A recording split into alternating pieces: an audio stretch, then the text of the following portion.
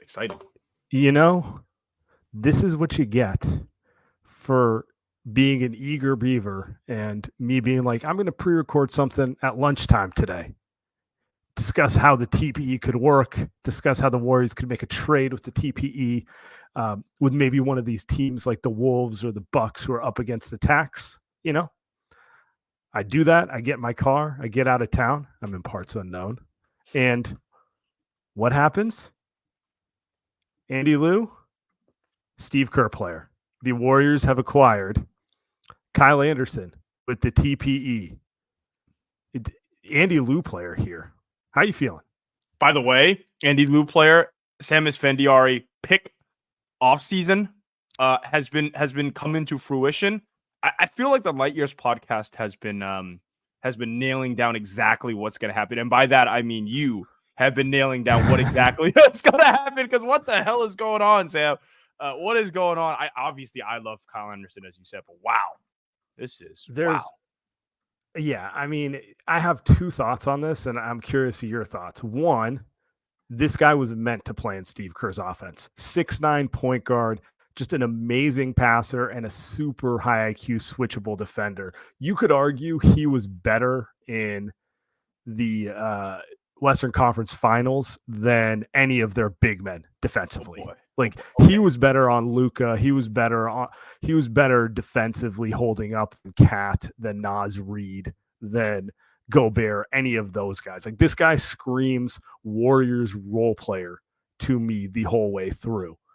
My second thought on it is, man, they keep signing great role players, and none of this makes any sense unless they land that big fish, because then it's just Steph and the platoon glue guys. Like, it's literally like the Farhan Giants with a bunch of lefty and righty specialists, right? Yes, I mean, the Farhan comparison that you made, I think a week ago, really fits. It really does. I mean, the Lowry move won't fit. Honestly, it'll be like the Giants trading for a midseason Juan Soto, so that won't work. So we'll wait on that. But this stuff really doesn't make sense for the Warriors because these are players that you pick up when you're trying to win a championship. And as currently constructed, the Warriors are probably at best no better than what they were last season, a 46-win team. Look, I would be so happy watching the team, being that I know Melton can defend. It makes me happy. I know he can stick a three. I know he won't really do anything dumb. I love that. Same with Kyle Anderson. He's going to make great passes. Like you said, he's going to be a really, really good defender with Draymond, with Looney off the bench.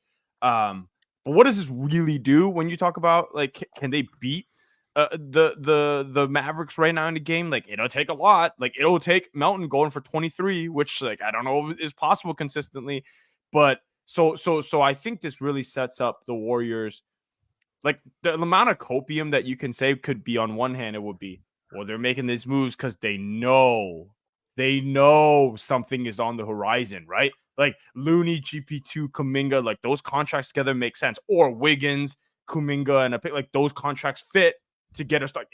That's the copium. That's the hopium. It really, it does set them up to do something like that. The question is, like, shit, man. I mean, that's done. Do you make these moves if you don't feel confident you can get a star? I guess you make them because getting good players on good contracts is better than not. Like, but it does feel like they're setting up to make that big fish move. And if they do, they're doing it backwards is really what it comes down to, because if they traded for, let's just say, Lauri Markkanen, because that's the name we're all thinking of. We've heard him in the rumors, and they're not getting Paul George. So, Kyle Anderson makes total sense next to him and Steph. DeAnthony Melton makes total sense next to him and Steph. So, and next to Draymond, like these are perfect glue pieces, not just to play next to Steph Curry and potentially another star can shoot the ball, but to do it in Steve Kerr's system. That's what's really kind of exciting about it. Exciting is not even the right word, but like there's thought behind it. And I like that, I'll give Mike D some credit here. He's cooking. Yeah, he is. He's picking guys that I think he knows, or at least we know that Steve Kerr is going to use appropriately.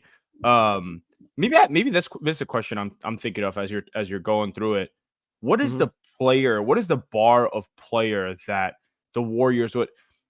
what if the Warriors get Brandon Ingram? Is that the move that's good enough, right? Let's say it's not Lauri Markkanen, right? Like, what's the caliber of player that they get where it's okay, Melton and Kyle Anderson, like this makes sense now that this team can make a run at the 5 seed. Let me ask you this: based on the Melton signing and the Kyle Anderson signing, and who they have on the roster, who would make more sense for the Warriors, Zach LaVine or Brandon Ingram?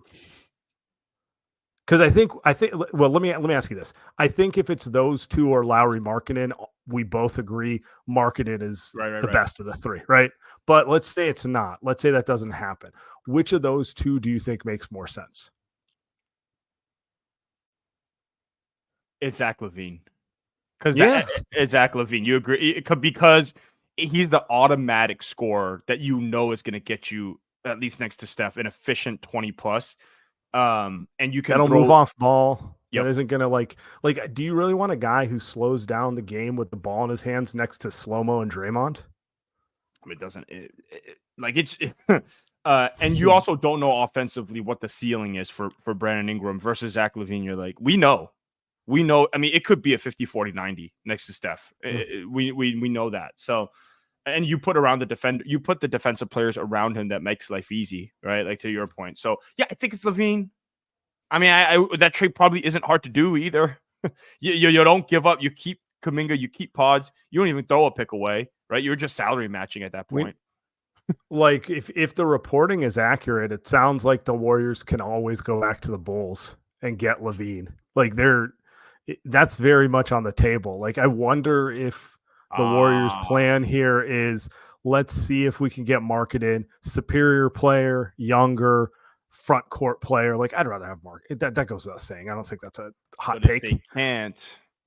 They know they got this on the back burner, and all it's really taking is swapping contracts you don't really like anyway. Like, you don't like GP2 and Wiggins. Okay, that hurts your defense a little bit, but if you have Slow-Mo and Draymond. Yeah, it probably still hurts your defense. I take it back, or your upside defensively. But it is there to be had, and like, yeah, I don't know. I mean, it matches enough. I just added up the contracts. Not a math guy, but you gotta throw Looney in there too. Looney's 9, GP2's 9. Wiggins is 26. 6. That's 44. Zach LaVine. Do you want to guess how much money he's going to make? 43. Exactly. So exactly. It feels like that's the move. Maybe that's like the last option move. You know what's interesting is that like that's probably what they said to Clay. And Clay, I know you did a segment on Clay already, but he's like, I don't want to be that option for you guys, right? Zach LaVine, well, you might not have a choice to Zach LaVine, right? Because so I had not thought about that, but now that I'm thinking through it, maybe that's what they're thinking is, hey, we're gonna throw everything at the wall for Lauri Markkanen, and maybe there's a 5 to 10% chance of it. But if that's not going to work, we'll go back to the well for Zach LaVine. And I'm looking. And by the way, I'm looking at the contract for Zach LaVine. It is pretty nasty, but the salaries do match. The salaries do. There's a reason the Bulls are having an impossible time moving him. It's not if he made half as much as he made, he would have been traded already. The injuries wouldn't really bother you if he was making 20-ish because he's a good player. He can, if nothing else, he can be like one of your main scorers that you build offense around. For that kind of money, I'm hoping for more of a Paul George, Kevin Durant type of overall impact. And I don't think that's happening with our guy, Zach. But you know what? He can score the ball. He really can. So I would be 100% all in on this season if they make that move. Because they also do the thing that I think Joe Lacob is going to sign off on. I know the contract stuff is going to be tough, but Kuminga's still on the team and Brandon Podziemski's still on the team in that scenario, right? So now you're saying, okay, you know what I mean? Like you still both sides. Yeah. As you, our favorite, our guy's favorite. I would be very happy if they did that move, Sam.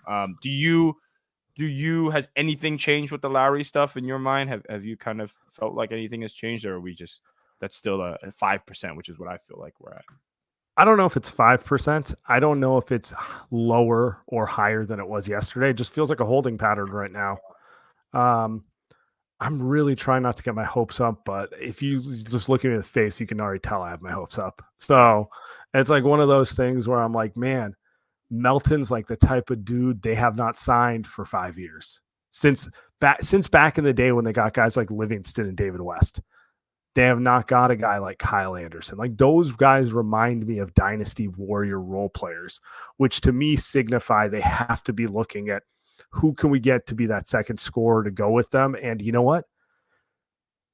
I'm going to keep my finger.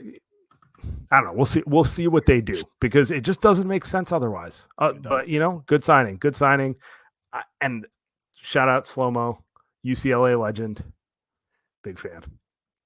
We'll be back. Breaking news.